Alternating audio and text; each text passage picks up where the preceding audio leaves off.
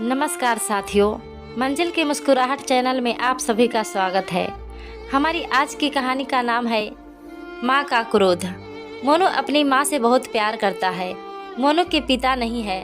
उसकी माँ हमेशा से जब शादी की बात करती थी तब उसे डर लगता था। उसे लगता था कि उसकी पत्नी पता नहीं कैसी आ जाए और माँ और बेटे को अलग कर दे। लेकिन अब मोनू अपने आप को बहुत खुशकिस्मत मानता है क्योंकि उसको सुधा मिली है। सुधा और उसकी माँ में बहुत अच्छी बनती थी। दोनों माँ बेटी की तरह रहती थी। बहू अपनी सास से बिल्कुल बेटी जैसा ही बर्ताव करती थी। बेटी की तरह रूठ जाती थी और जिद करके अपनी बात मनवा लेती थी। मोनू एकलौता लड़का है। मोनू के पिताजी नहीं है। मोनू की आर्थिक स्थिति इतनी अच्छी नहीं है, लेकिन घर में शांति और प्यार होने के कारण वह मेहनत करके अच्छे से अपना घर चला रहा है। बहू और सास की इस जोड़ी की चर्चा अब मोहल्ले में, रिश्तेदारों में भी होने लगी है। इनकी मिसाल दी जाने लगी है। लेकिन मोनू को नहीं पता था कि ऐसा कुछ होने वाला है। शायद दुनिया वालों की नज़र लग गई थी। सास और बहू की इस जोड़ी को एक शाम अचानक मोनू की माँ मोनू को जोर से चिल्लाकर कमरे से बाहर बुलाती है। मोनू आता है और पूछता है, क्या हुआ माँ, क्यों चिल्ला रही हो? मोनू की माँ बोलती है कि तेरी पत्नी को समझा ले, अब बस बहुत हो गया। मैं इतने दिन चुप रही लेकिन अब मुझसे नहीं होता। वो हर बात में मुझसे जिद करती है। इतने में बहू भी कमरे से आकर माँ से पूछती है, क्या हुआ माँ जी, आप क्यों परेशान है? माँ कहती है, तू चुप कर, मुझे तुझसे बात नहीं करनी है। बहू कहती है, क्या हुआ, मुझसे कुछ गलती हुई है क्या? माँ बोलती है कि तू अपना यह नाटक बंद कर और मुझे अब तेरे साथ नहीं रहना है। माँ कहती है, बेटा तू मुझे गांव छोड़ आ। मोनू बोलता है, वहाँ कौन है और वहाँ क्या करोगी? माँ कहती है, वहाँ मेरा भाई है और मैं मजदूरी कर लूँगी, लेकिन अब इसके साथ नहीं रहूँगी। अब मुझे बची हुई ज़िंदगी वहीं गुजारनी है। बहू बोलती है, माँ जी आप कैसी बातें कर रही हैं? हमारे होते हुए हमसे कुछ गलती हो गई है तो बताए। माँ बोलती है, तू तो मुझसे बात मत कर। तेरी माँ मैं नहीं हूँ। तेरी माँ वो है जिसने तुझे जन्म दिया पर तुझे कुछ सिखा नहीं पाई। बहू को थोड़ा बुरा लगा। माँ जी आप क्या कुछ भी बोल रही हैं? आपकी तबीयत ठीक है? बेटा बोलता है, माँ तुम आराम करो, हम शाम को बात करेंगे। माँ एकदम जिद पर अड़ जाती है, मुझे अभी गांव छोड़कर आ, अब मुझे यहाँ नहीं रहना। मोनू और उसकी पत्नी को कुछ समझ नहीं आता, लेकिन माँ जिद पर अड़ी रहती है तो मोनू को उनकी बात मानना पड़ता है और उन्हें गांव छोड़कर आना पड़ता है।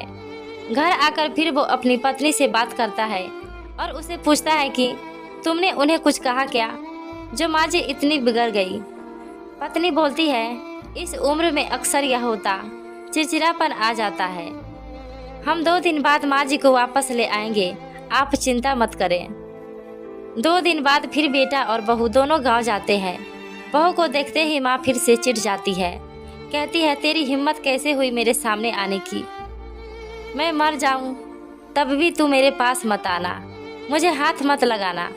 बहू को यह सुनकर जोर से रोना आ जाता है। वो रोते हुए कहती है कि आप यह क्या अनाप शनाप बोले जा रही हैं?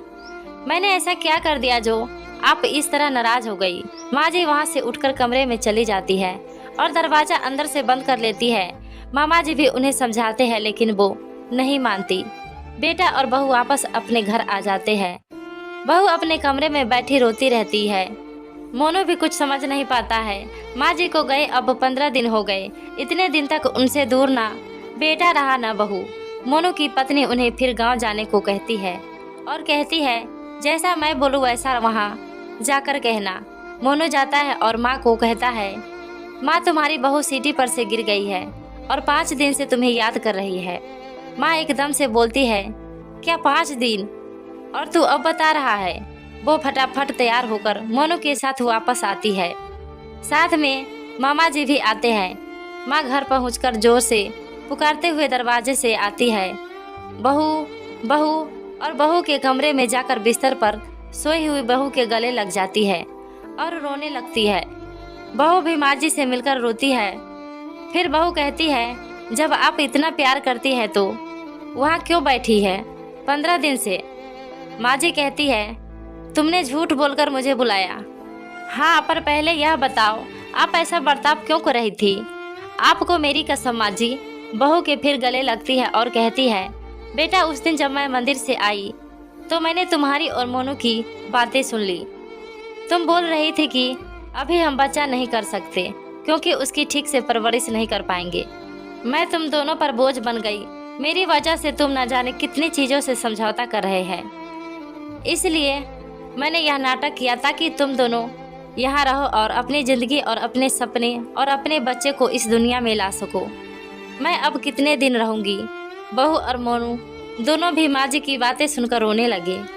बहू बोलती है, अगर आप दोबारा ऐसा करेंगी तो हम कभी अपना बच्चा नहीं करेंगे। मोनू कहता है, माँ अब तुम भी यही रहोगी और दादी भी बनोगी। हम साथ रहेंगे तो सब अच्छा होगा। फिर माँ जी वही अपने बेटा और बहू के साथ फिर रहने लगी। मोनू और सुधा उनका ख्याल रखते हैं। धीरे धीरे मोनू के काम में तरक्की हो रही है। अब माँ जी को दादी बनने की तमन्ना भी जल्द ही पूरी हो जाएगी। प्रेम हो तो सब मुश्किलों का हल निकल जाता है। आपको यह कहानी कैसी लगी हमें कमेंट करके ज़रूर बताएं। धन्यवाद।